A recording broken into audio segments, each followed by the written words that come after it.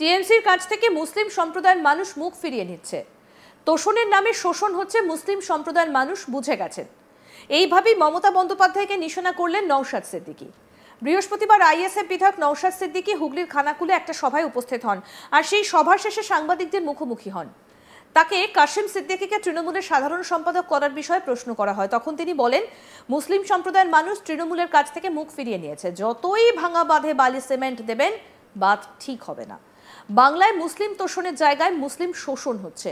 ভাঙড়ে ওয়াকফ বিল নিয়ে প্রতিবাদ করার জন্য 50টি মুসলিম ছেলের ওপর কেস দেওয়া হয়েছে। আমার নামে 5টি মামলা করা হয়েছে। আমাদের বিরুদ্ধে অভিযোগ যে পুলিশের গাড়ি জ্বালিয়ে দিয়েছে। সবকিছু প্রকাশ্যে আনা হচ্ছে, কিন্তু ভিডিও ফুটেজ আর প্রকাশ্যে আনা হচ্ছে না। কি বলছেন আইএসএফ বিধায়ক নওশাদ সিদ্দিকী, শুনবো। গত সোমবারেতে রাজ্য সম্পাদক ঘোষণা করা হয়েছে, যেটা দায়িত্বপত্র পেয়েছেন সেটা হচ্ছে কাশিম সিদ্দিকী। এ নিয়ে কি কোনো প্রভাব পড়বে বলে মনে হচ্ছে? তৃণমূলের কাছ থেকে রাজ্যের মুসলিম সম্প্রদায়ের মানুষ মুখ ফিরিয়ে নিচ্ছে। মুসলিম তোষণের নামে মুসলিম শোষণ হচ্ছে, এটা মুসলমান সম্প্রদায় বুঝে গিয়েছে। যেখানে কোনো সমস্যা হচ্ছে, মুসলমান ছেলেদের নামে 25, 30, 40, 50 নামে মামলা দিয়ে দিচ্ছে। ইভেন ওয়াকফ সংশোধনী আইন নিয়ে ভাঙড়ে একটা ছোট্ট ঘটনা ঘটেছে, পুলিশ সেখানে মারধর করেছে, আমাদের কর্মীদের মাথা ফাটিয়েছে। বলছে নাকি পুলিশের গাড়িতে আগুন লাগিয়েছে, কিন্তু কে আগুন লাগিয়েছে ভিডিও ফুটেজটা দিল না, বাকি সব দিচ্ছে। এরপরে আমাদের ভাঙড়ের প্রায় 3000 মুসলিম ছেলের নামে মামলা দিয়েছে, আমার নামে 5টা মামলা দিয়েছে। পশ্চিমবাংলার মুসলিম সমাজ দেখছে, মুখ ফিরিয়ে নিচ্ছে। এই ভাঁত এখন ভেঙে গিয়েছে। যতই আপনি বালির বস্তা দেন না কেন, ভাঙা বাঁধে বালির বস্তা হবে না। যতক্ষণ না পানিটা হিতচ্ছে, যত হেভি আপনি প্রজেক্ট আনুন না কেন, যত বালির বস্তা থেকে যত আপনি ভালো মেটাল লাগান না কেন, ও ভাঁত ভাঙা বাঁধ আপনি আটকাতে পারবেন না যতক্ষণ না পানি ঠিক হচ্ছে। আর 2026-এর আগে পানি ঠিক হবে না। আজকে সভা কতটা সফল?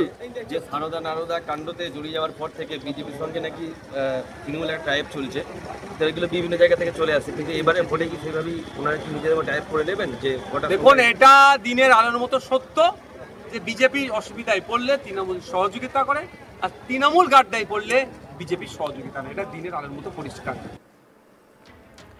পাশাপাশি তিনি বলেন, আমি ক্যামেরার সামনে বলছি, তাকে টাকার ব্যবস্থা করতে বলুন। যে বলেছে তাকে বলুন নওশাদ ভাই বলেছে, আমরা মাত্র 10% নেব।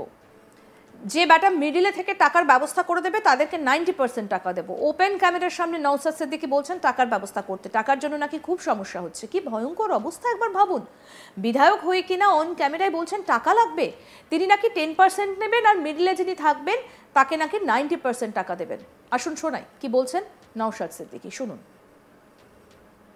বিষয় নিয়ে চর্চা হয়েছে, আলোচনা করেছি, সেনাদের বীরত্বের প্রশংসা করেছি, আমাদের যারা শহীদ হয়েছেন তাদের প্রতি শ্রদ্ধা জানিয়েছি, এবং ভারত সরকারের কি কি দায়িত্ব দরকার, কি কি কাজ করা দরকার, যেগুলো ব্যর্থ হয়েছে তা নিয়ে সমালোচনা করেছি। এবং আমাদের রাজ্যের আমরা আমাদের পশ্চিমবাংলার 3 জন সহ সারা দেশের 26 জনের উপরে যে অ্যাটাক করে তাদেরকে শহীদ করলো, এই সন্ত্রাসবাদী হামলার প্রতিবাদে কলকাতাতে আমরা মিছিল করছিলাম, যখন রাজ্য প্রশাসন আমাদেরকে আটকে দিচ্ছিল, সে নিয়েও চর্চা হয়েছে।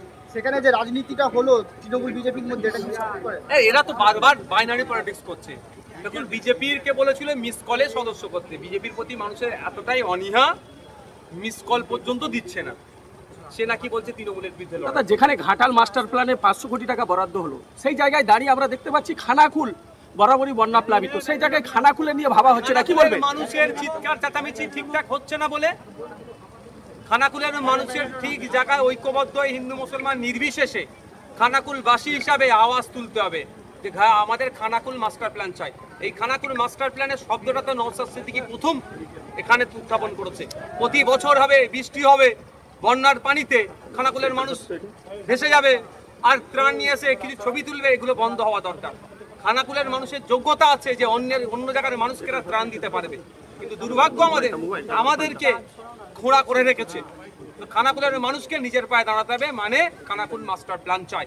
তাই যদি বাস্তবে প্রতিফলন তখনই হবে যখন খানাকুলের মানুষ সজাগ হবে।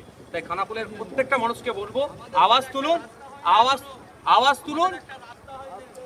আওয়াজ তুলুন যে খানাকুল মাস্টার প্ল্যান চাই। মঞ্চ থেকে আপনি মমতা বন্দ্যোপাধ্যায়কে আপনার ভাঙড়ে দাঁড়ানোর জন্য আহ্বান করলেন। অবশ্যই চুনোকুটিরা হই করছে, লড়াই তো আমার মমতা ব্যানার্জির সাথে। আর একটা কথা তৃণমূল দলের সুপ্রিমোর সাথে আমার লড়াই, এখানে তৃণমূলের কথাই বলছিলাম দাদা, সামনে তারকেশ্বরে সামনে বিধানসভা বিধানসভায় কি আপনাদের প্রার্থী দেওয়া হবে 2026? প্রার্থী কোন জায়গায় দেওয়া হবে এখনই তো বলবো না। তো আমাদের রাজ্যের বিভিন্ন জায়গাতে আমরা প্রার্থী দেবো। আমরা চেষ্টা করছি 294টা সিটে বিজেপি তৃণমূলের বিরুদ্ধে কিভাবে লড়াই করা যায় তার চেষ্টা আমরা চালাচ্ছি। স্যার বারবার একটা কথা আমরা মাথায় দেখতে পাই যে যেখানে দেখা যাচ্ছে বলছে আইএসএফ মানে বিজেপির বি টিম হয়ে কাজ করছে, কি বলবেন? বিজেপির এ টিমটা খুঁজে নিন। আমি আপনাদের ক্যামেরার মাধ্যমে বলছি, অনেকে বলে টাকা নিয়েছে, হ্যান করেছে, ত্যান করেছে। আমি ক্যামেরার মাধ্যমে বলছি টাকার ব্যবস্থা করতে বলুন। যে বলতে তাকে বলুন, নৌসাদ ভাই বলছে টাকার ব্যবস্থা করতে, আমরা মাত্র 10% নেবো। যে বেটা মিডিয়েটর থাকবে, মিডিলে থেকে টাকার ব্যবস্থা করে দেবে, তাদেরকে আমি 90% টাকা দেবো। গত সোমবারে কষ্ট হচ্ছে পার্টি চালাতে, টাকা একই সঙ্গে তিনি বলেন যাদের চাকরি চুরি গিয়েছে তাদের বিরুদ্ধে আমি কথা বলবো, তার জন্য যদি আমাকে কালো পতাকা, সবুজ পতাকা, রঙিন পতাকা, যা পতাকাই দেখাক না কেন আমি গলা ফাটাবই। এই গলা ফাটানোর জন্যই আমাকে জেলে দিয়েছিল। 100 বার যদি আমাকে জেলে পাঠায় আমি তুচ্ছ মনে করব। কি বলছেন এই বিষয়ে আইএসএফ বিধায়ক নওশাদ সিদ্দিকী, শুনবো। যার চাকরি চুরি গিয়েছে, যার চাকরি বাতিল হয়েছে, তার হয়ে আমি কথা বলবো না। এই জন্য যদি আমাকে কালো পতাকা, সবুজ পতাকা, রঙিন পতাকা, যা পতাকাই দেখাক না কেন 100 বার দেখাক নওশাদ সিদ্দিকী, যারা ন্যায় ভাবে বৈধ পন্থা অবলম্বন করে চাকরি পেয়েছে তাদের হয়ে গলা ফাটাবো। এই গলা ফাটানোর জন্যই তো আমাকে জেলে দিয়েছি। তো 100 বার যদি আমাকে জেলে দেয় আমি ন্যায় কথা বলে যাব, জেলটা আমি তুচ্ছ মনে করবো, ন্যায়টা বলার নিয়ে আমার কাছে প্রাধান্য, আমি সেটা বলে দেব। এই যে আমিও বলছি, শুভেন্দু অধিকারীও বিরোধিতা করছে।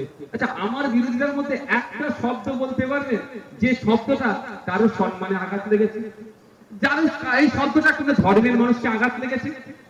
আমার একটা শব্দ ওরা খুঁজে বার করতে পারবে না যার দ্বারাই কেউ অপমানিত বোধ করেছে। আমি রাজনৈতিকভাবে বিরোধিতা করার পরও আমার উপরে এত চাপ কেন? আচ্ছা, স্পেশাল অবজারভার থানা খুলে দিয়েছে, এটা বিজেপির এমএলএ তো ভাই, তৃণমূলটা এখানে হারানোর জন্য স্পেশাল অবজারভার দেওয়া দরকার ছিল। দিয়েছে, পুরস্কারে দিয়েছে, দেয়নি। দিয়েছে কোথায়? ভাঙড়ে। কেন? কেন? ওরা চায় না কোনোদিন কোন মুসলমান শিক্ষিত, আমি শিক্ষিত নিজেকে বলছি, বুঝানোর জন্য বলছি, কোন মুসলিম প্রশ্ন করুক। ওরা চায়নি কোনোদিন কোন দলিত প্রশ্ন করুক। ওরা কোনোদিন চায় না কোন আদিবাসী প্রশ্ন করুক। এরা কোনোদিন চায় না। আপনারা জানেন ডক্টর অনিকেত মাহাতো নাম শুনেছেন তো? অভয়াকাণ্ডের সময় যে কজনের নাম উঠেছিল মানে প্রতিবাদী হিসাবে, ডক্টর অনিকেত মাহাতো ঝাড়গ্রামে। তো ওই ডাক্তার অনিকেত মাহাতো কুর্মী সমাজে, ও কলকাতাতে এসে আন্দোলন করবে, আন্দোলনের নেতৃত্ব দেবে, ও ছোট জাত, মানে এইরকম একটা ঘৃণা, ওকে কি মাওবাদী বলে দিয়েছিল। এই ঘৃণা নিয়ে এরা রাত্রে ঘুমায়, ওই জন্য আমাকে সহ্য করতে পারে না। আর আমার লড়াই শুধু মুসলমানের জন্য লড়াই, এটা মাথায় রাখবেন। আমার লড়াই দলিত, আদিবাসী, পিছড়ে বর্গের মানুষের জন্য লড়াই। যার উপরে অত্যাচার হচ্ছে, অত্যাচারীর পাশে থেকে যারা অত্যাচার করছে তাদের বিরুদ্ধে আমার লড়াই।